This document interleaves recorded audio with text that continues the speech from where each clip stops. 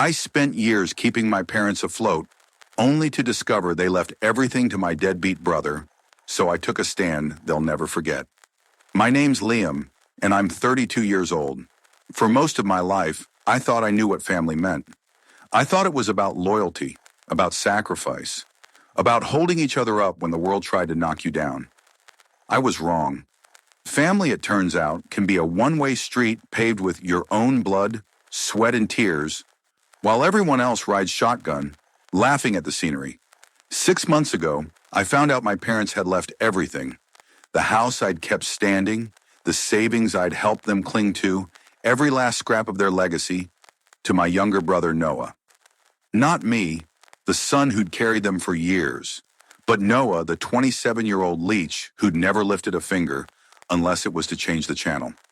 That day, everything I thought I knew about love and duty shattered, and the pieces cut deeper than I could have imagined. It was a sticky Saturday in September 2024, the kind of day where the air clings to your skin like a damp towel. I was at my parents' house, a sagging two-story box on Maple Drive that I'd spent half my adult life propping up. The mortgage payments I'd covered when Dad forgot to budget, wiring them cash from my savings while I ate ramen to make ends meet. The leaky roof I'd climbed onto last winter, my fingers numb from the cold. Hammering shingles in place because they couldn't afford a contractor and I couldn't bear their whining. The grocery runs I'd made every other week, Mom's voice trembling on the phone. Liam, we're a little short again. And me dropping everything to haul bags of food across town. I didn't mind, or at least I told myself I didn't. That's what you do for family, right? You step up. You fill the gaps. Especially when your little brother Noah has spent his entire existence perfecting the art of doing absolutely nothing. That afternoon, I was knee-deep in their mess again. Dad had dumped a pile of paperwork on the kitchen table, bills, bank statements, random receipts, and waved a hand at it like I was his personal accountant. Liam, you're good with this stuff, he'd said, his tone clipped, impatient, as if I owed him my Saturday. Mom was in the living room, fussing over a knitting project she'd been working on for 3 years. The yarn a tangled mess she'd never unravel. Noah was sprawled on the couch, legs slung over the armrest, his phone blaring some idiotic TikTok sound. Laughter, a barking dog, who knows. His hair was a greasy mop, his t-shirt stained with last night's pizza, and his eyes were glued to the screen like it held the secrets of the universe. Typical. I sighed, grabbed the scanner from the counter, and started sorting through the chaos. That's when I saw it. A thick manila folder, wedged between a crumpled water bill and a car insurance notice that was probably overdue. The words scrawled across the top in Dad's shaky handwriting hit me like a slap. Estate plan and last will and testament. My heart stuttered, not because I'm some vulture circling for inheritance. God knows I've never asked them for a dime. But because after everything I'd poured into them, I figured I had a right to know where I stood. I glanced over my shoulder. Dad was outside now, cursing at the lawnmower he'd been fixing for months. Mom was muttering about drop stitches, her voice a soft hum. Noah hadn't moved, his thumb flicking across his phone like a metronome. The house was quiet except for the buzz of cicadas through the cracked kitchen window. I slid the folder out, my fingers brushing the rough paper, and opened it. The first page was all legalese. Dates, signatures, a notary stamp from June of last year. My eyes skimmed past it, hunting for the meat of the thing, and there it was, typed in cold, black ink. To our son, Noah James Carter, we bequeath the entirety of our estate, including but not limited to the family home at 1427 Maple Drive, all financial accounts and personal assets. My breath caught, a sharp hitch in my chest. I read it again, slower, willing the words to shift into something else. They didn't. I flipped the page, searching for my name, some scrap of recognition. There it was, tucked at the bottom like a footnote nobody'd bothered to read. To our son, Liam Michael Carter, we leave our love and gratitude for his support over the years. Love and gratitude. That was it. No house, no savings, not even the old pickup truck Dad swore he'd fix up someday. Just words, Empty, flimsy words that felt like a pat on the head before they kicked me to the curb. The room tilted. My hands shook, the folder crinkling under my grip. 5 years. 5 years of late-night Venmo transfers when they couldn't make rent. 5 years of skipping my own dreams, trips I'd never take, a car I'd never upgrade, because their emergencies always came first. 5 years of driving an hour each way to unclog their drains, rewire their outlets, patch their walls, all while Noah sat on his ass, coasting through life like it owed him a free ride. And this was my reward? Nothing. Zilch. Meanwhile, Noah, the golden child who'd spent his 20s smoking weed in friends' basements and crashing on couches, got it all. The house I'd kept from foreclosure, the savings I'd padded with my own cash when they overspent. Everything. I wanted to scream. I wanted to storm outside and shove the folder in Dad's face. Demand he explain how he could look me in the eye all these years while planning this betrayal. I wanted to grab Mom's knitting needles and snap them in half, make her feel a fraction of the splintering ache in my chest. I wanted to drag Noah off that couch and shake him until he understood what he'd stolen from me. Not just money, but respect, trust, love. But I didn't move. I sat there, frozen, the scanner humming beside me, the will staring up like a taunt. My throat burned, my eyes stung, and for the first time in years I let myself feel it, the raw, searing hurt of being invisible to the people I'd given everything for. Dad shuffled back inside, wiping sweat off his forehead with a rag. "Liam, you done yet?" he barked, his voice rough, annoyed, like I was some kid dawdling over chores. I didn't answer. I couldn't. My tongue felt like lead. I just held up the will, my hands steady despite the storm churning inside me. "What's this?" I asked, my voice low, a blade wrapped in calm. His eyes flicked to the folder, and I saw it. Panic, quick and sharp, before he buried it under a sigh. "Oh, that," he said, waving it off like it was nothing. "It's just paperwork." "Just paperwork?" I stood, the chair screeching against the linoleum, loud enough to make Mom jump in the next room. "You're giving everything to Noah. Everything, after all I've done." My voice cracked on the last word, betraying the fury I was trying to cage. Mom hurried in, her knitting abandoned, her face pale. Noah finally looked up from his phone, eyebrows raised like he'd just noticed a mildly interesting plot twist. Dad rubbed the back of his neck, his go-to move when he didn't want to deal with something. "Liam, it's not like that. It's complicated." "Complicated?" I laughed, a harsh, jagged sound that scraped my throat raw. "I've paid your mortgage for years. I've kept this house from crumbling. I've hauled groceries, fixed pipes, patched roofs, all while Noah does nothing. Nothing. Explain how that's complicated." Mom stepped closer, her hands fluttering like she wanted to hug me but didn't dare. "Liam, honey, calm down," she said, her voice soft, coaxing, the same tone she'd used when I was 5 and skinned my knee. I jerked away. "Don't honey me. Tell me why."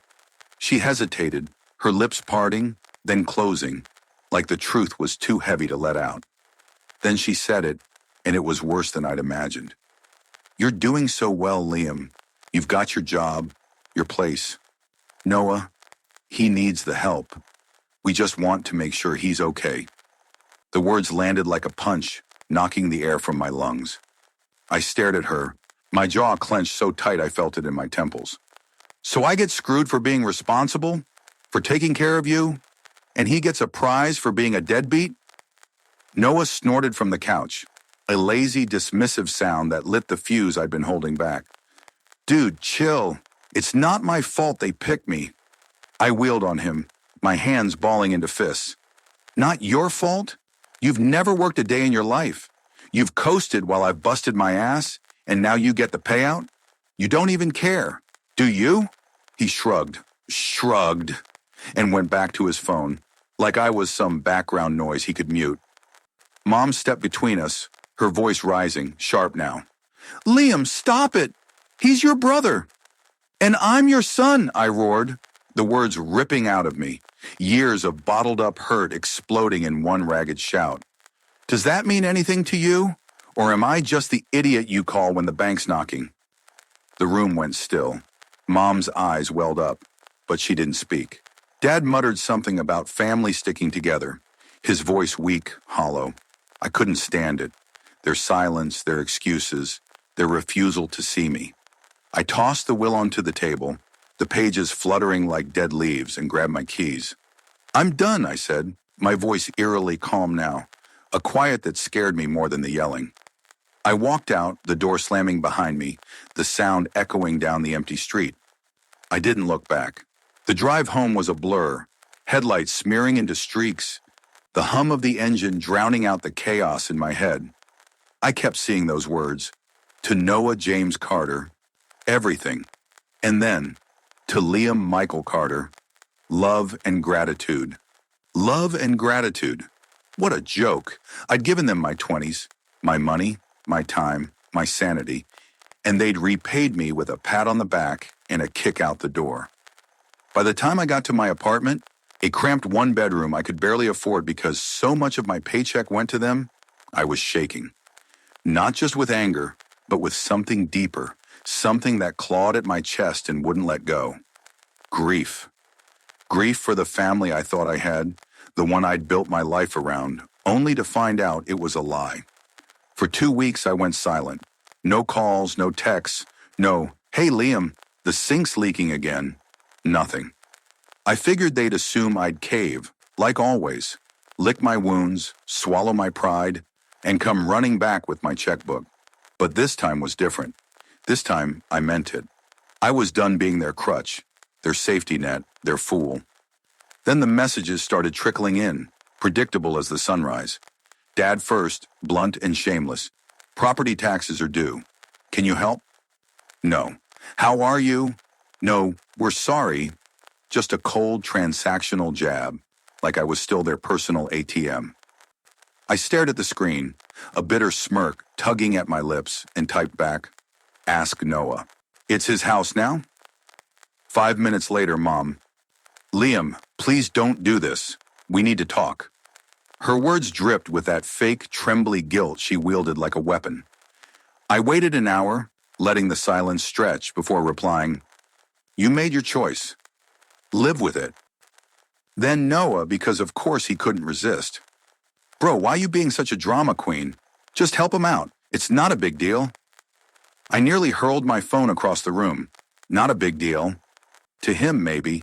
The guy who'd never paid a bill, never lost sleep over a late notice, never sacrificed a damn thing. "You helped them," I shot back, my fingers stabbing the keys. "You're the heir, right?" His response was so pathetic it was almost funny. "You know I don't have cash right now." I fired one last text, my hands trembling with rage. "Then figure it out, bro. I'm done." Mom tried the guilt trip next, her specialty. "We're your parents, Liam. We did so much for you growing up. Now you're abandoning us?" I laughed out loud, a cold, hollow sound that bounced off my empty apartment walls. Abandoning them. I'd been their lifeline for years. Every late payment, every broken appliance, every tearful call, and they'd repaid me by erasing me from their future. "You abandoned me when you wrote that will," I typed, my chest tight. "Noah's your family now. Let him step up." Dad's final shot came an hour later, short and vicious. "We just need a few months' mortgage. Don't be selfish." Selfish. The word hit me like a brick, but not because I felt guilty, because it was so absurd, so twisted, it made my skin crawl. I'd been selfless for years, pouring myself into them until I had nothing left, and now I was selfish for saying no. I typed 2 words, slow and deliberate. "I'm done." Then I turned off my phone, the screen going black, and for the first time in weeks, I breathed. I thought that was it. I thought they'd get the hint, scramble to figure things out without me, maybe even feel a flicker of shame. I was wrong. The next morning, my apartment's front desk called while I was brushing my teeth, the toothbrush halfway to my mouth. Liam? Your parents are here," the receptionist said, her voice hesitant, like she knew she was dropping a bomb. "They say it's an emergency." My stomach lurched, toothpaste dripping onto the sink. "What?" I managed, my voice muffled. "They're downstairs," she said. "They won't leave. They're..." Insistent. I spat into the sink, my reflection staring back at me in the mirror, pale, hollow-eyed, furious. They'd shown up, uninvited, at my home, because I dared to cut the cord. I pinched the bridge of my nose, forcing myself to breathe, to think. Don't let them up, I said, my voice tight. They're not welcome. She paused, awkward. They're being pushy, saying you won't answer their calls. I clenched my jaw so hard my teeth ached. I don't care. Tell them to leave. I hung up, my hands shaking, and not 10 seconds later, my phone buzzed. Mom, we're downstairs. Open the door. Then a minute later, we're not leaving until you talk. The audacity, the sheer, shameless gall, lit a fire in my chest I couldn't douse. They weren't asking anymore. They were demanding, cornering me like I was some scared kid they could bully into submission. Fine. If they wanted a fight, I'd give them one they'd never forget. I grabbed my jacket, my keys jangling in my fist, and stormed downstairs, every step stoking the inferno inside me. I wasn't scared. I wasn't sad. I was livid, white-hot, trembling, ready to burn it all down. They were in the lobby when I got there, a pathetic little trio lined up like they'd rehearsed it. Mom stood with her arms crossed, her face set in that disappointed mother mask she'd perfected over the years. Lips pursed, eyes glistening with crocodile tears. Dad was beside her, hands shoved in his pockets, his shoulders stiff, his jaw tight with that quiet entitlement he wore like a second skin. And Noah, God, Noah, slouched against the wall, scrolling his phone, looking bored, like this was just a minor inconvenience in his charmed, useless life. The sight of them, standing there expecting me to cave, flipped a switch in me I didn't know I had. Mom launched in the second she saw me, her voice pitching into full theatrics. Liam, finally, we need to talk. I cut her off, my tone ice cold, razor sharp. No, you need to leave. You don't get to show up here uninvited, demanding money like I owe you. That's insane. Dad scoffed, a short, bitter sound. You're really going to let us lose the house over this? I laughed, a loud, jagged burst that startled even me. You mean the house I've been paying for? The one you're handing to him? I jabbed a finger at Noah, who didn't even look up, just rolled his eyes like I was the one being dramatic. Liam, we thought you'd understand, Mom said, her voice quivering now, her hands clasped like she was praying. Noah needs help. You don't. I stepped closer, my eyes locked on hers, my voice low, trembling with the weight of everything I'd held back. I've helped you for years. Years, Mom. I've paid your bills, fixed your messes, kept you afloat. Where was my help? Where was my understanding when you wrote me out? She flinched, her tears spilling over, but she didn't answer. She couldn't. Noah muttered something under his breath, barely audible. Dude, I didn't ask for this. I wheeled on him, my fist clenched, my voice rising. Then get a job. You're 27, Noah. 27. Start acting like it instead of sponging off everyone else. He glared at me, his face flushing red. What the hell, man? I took a step closer, my chest heaving. You heard me. You want the house? Pay for it. You want to be the golden child? Earn it. I'm done bankrolling your lazy ass. Dad stepped forward, trying to loom over me like he did when I was a kid, his voice hard. We raised you, Liam, fed you, clothed you, gave you everything. The least you can do... I cut him off, my voice booming now, echoing off the lobby walls. I've done enough. I've given you everything. My money, my time, my life. And you repaid me by cutting me out.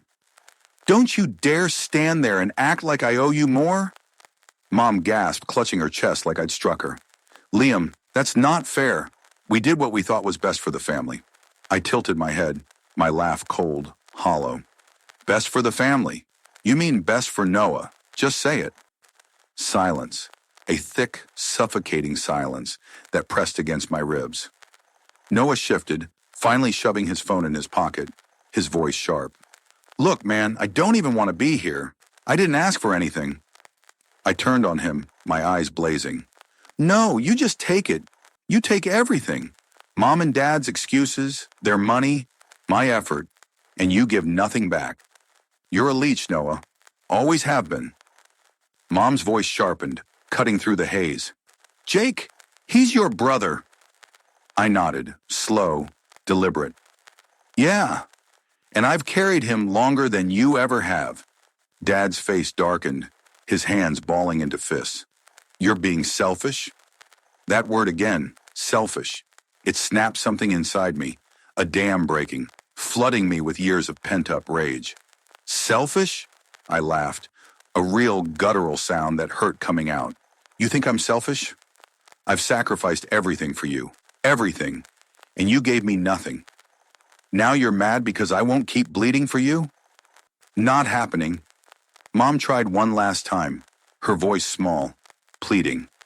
Liam, we're family. Family takes care of each other. I stared at her, my chest tight, my eyes burning. Exactly. So why didn't you take care of me? She froze, her mouth open, no words coming out. I let out a slow, shaky breath, feeling lighter than I had in years. We're done here, I said, my voice steady now. Final. I turned and walked back to the elevator. Their protests, Mom's sobs, Dad's grumbling, Noah's muttered curses, fading into nothing as the doors slid shut. Back in my apartment, I collapsed onto the couch, my heart pounding, my hands still trembling. My phone buzzed. Dad. Wow. After everything we've done, you're abandoning us. I smirked, typing back. No, you abandoned me. I'm just accepting it. I hit send, then blocked their numbers, one by one the weight lifting with each tap. I thought that was the end. I thought I'd finally broken free. I was wrong. Less than a day later, the social media storm hit. Mom posted first, her words dripping with sanctimony. Didn't raise my son to be selfish. True family helps each other, no matter what. Dad followed. Some people turn their backs when you need them most. Gave our kids everything, and this is how we're repaid.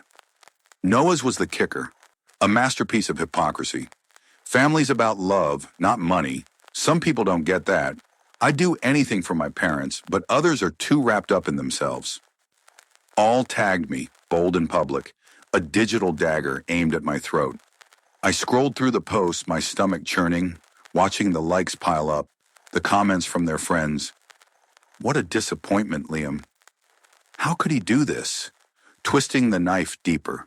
They'd flipped it, turned me into the villain, the ungrateful son who'd spat on their sacrifices.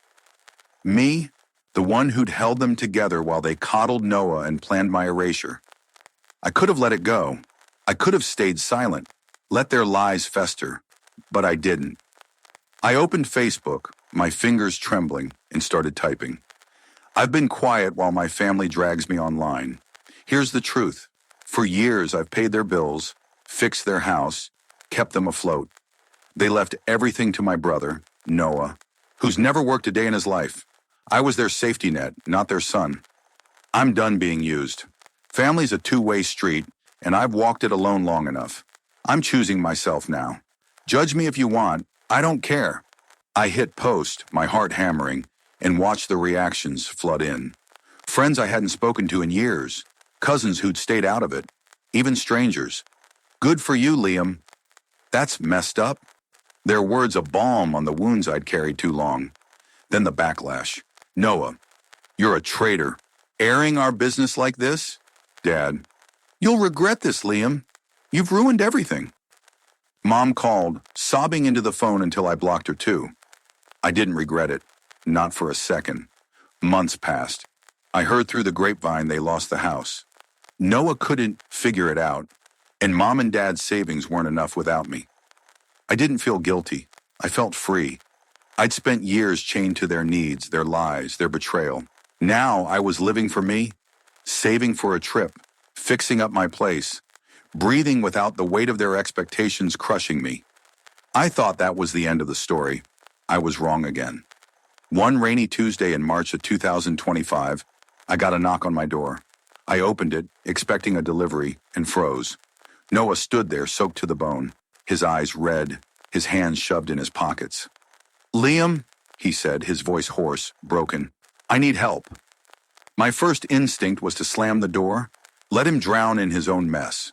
But something in his face, desperation, maybe shame, stopped me. What do you want? I asked, my tone flat. He shifted, water dripping onto my floor. Mom and Dad, they're gone. Left town. Took what was left and bailed. I've got nothing. The house is gone. The money's gone. I'm screwed. I stared at him, the twist hitting me like a freight train. They'd abandoned him too, the golden child they'd bet everything on, leaving him with the wreckage I'd walked away from. Why should I care, I said, my voice cold, but my chest ached, a dull, familiar pain. He looked down, his voice barely a whisper. You were right. I've been a leech. I didn't see it till now. I'm sorry, Liam. I'm so sorry. The climax crashed over me. Years of resentment, of hurt, boiling up against this broken kid in front of me, begging for a lifeline I'd once begged them for. I wanted to hate him, to shove him back into the rain and lock the door, but I didn't. I stepped aside, my voice gruff. Get in, dry off, we'll talk. The aftermath unfolded slow, messy, real.